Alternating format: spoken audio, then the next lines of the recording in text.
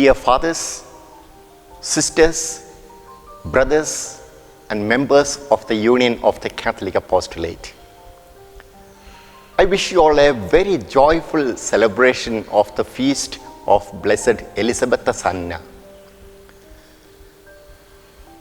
The sixth video presentation of the Pallotti Institute at Prabodhana in Mysore narrates a brief life history of Blessed Elisabetta Sanna, the spiritual daughter and one of the first collaborators of Saint Vincent Pallotti. Pope Francis numbered her among the blessed on September 17, 2016.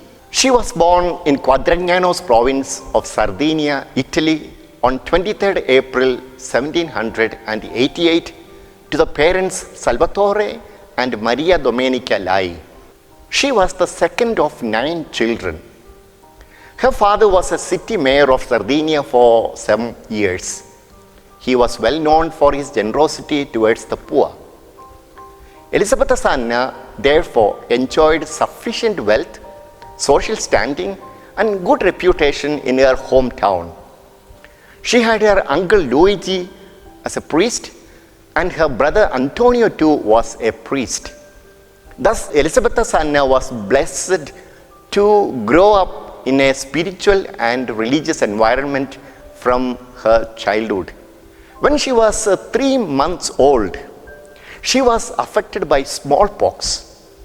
The aftermath of this infection left her with a permanent impairment of the free mobility of her hands. Many witnesses from her family and neighborhood would say that there was not a word of complaint heard from Elisabetta about this difficulty. Her parents were concerned about Elisabetta as she grew into teen age. They wanted to get her married and settled in life. This plan of the parents was in direct contrast to her long cherished dream of entering into a cloister to spend her life in prayer and mortification. Finally, after repeated requests, especially from her mother, and having consulted her spiritual director, Elisabetta welcomed Mr. Antonio Maria Porcu as her husband on 13 September 1807. 7 children were born into this marriage, and 2 of them returned to the Lord at a very young age. After 17 years of married life, her husband died in 1825, January 25th. Once again, her resolve to become a religious resurfaced. In 1829, she discussed with the Vicar General of Sardinia about her desire to become a religious. At the same time, she continued to take good care of her children in every respect. Her parents and her brother Antonio Luigi supported her family. In the same year, she was encouraged by the Lenten preacher Father Luigi Paolo to make a pilgrimage to the Holy Land to experience the Lord and to get a miraculous healing of her hands. In 1831, she left for Holy Land in the company of her confessor, Father Giuseppe. During her journey, the impossibility of proceeding to Holy Land was understood because of the rough weather and her ill health. Hence, they traveled to Rome to continue their pilgrimage.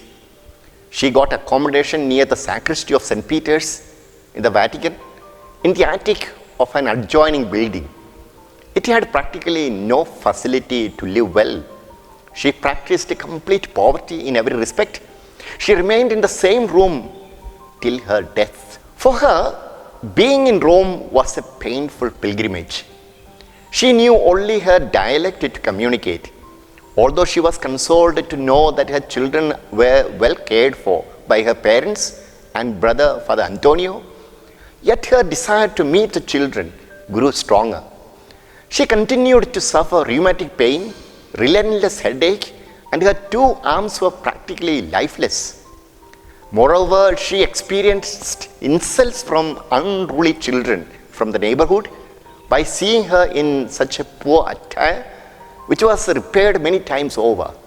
She loved her poverty, she loved her illness, and she loved all these insults. Perhaps on June 11th, 1832, she met Saint Vincent Pallotti and submitted to him for his spiritual direction. Her sickness continued to grow worse, and she was never able to travel back to Sardinia. The churches, the hospitals, the streets of Rome became her field of apostolic activity. She would participate in masses at St. Peter's Basilica, recite rosary several times a day, and spend many hours before the Blessed Sacrament. Many bishops, priests, religious came to seek her spiritual counseling. They strongly believed that the Spirit of God spoke through Elisabetta. Her health got deteriorated, and she died on 17th February 1857.